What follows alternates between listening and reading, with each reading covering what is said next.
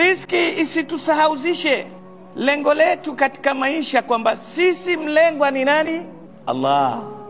Maisha haya kutengezeka, maisha haya kuwa mazuri, ni lazima sote tumlekee nani? Allah.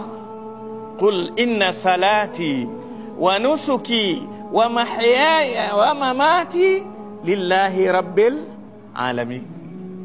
Sema, hakika sala zangu, sala yangu ninaisali, ibada zangu zote ninapochinja, uhai, riziki ninaotafuta, na hata kifo changu kiwe ni kwa ajili ya nani? Ni cha kumridhisha Allah tabaraka wa taala. Weka ramani hii ya maisha kwamba mimi nilipoingia dunia hii mpaka kutoka, nataka mambo yangu yaende yakimridhisha Allah. Ilahi anta maqsudi wa ridhaka matlubi.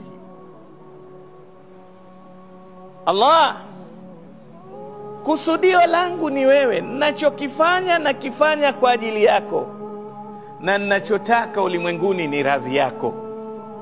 Utakapoishi na maisha haya, wewe umejitengezea maisha saadata darain, furaha ya nyumba mbili, kwa sababu hakuna kitu kitakuja kukufanya wewe uumie katika ulimwengu ukijua uko radhi na Allah tabaraka wa taala. Hakuna ambalo utalipata kwamba umekosa katika dunia hii kama umempata Allah tabaraka wa taala. Famadha fakhada man wajada Allah, kwa sababu aliyempata Allah hajakosa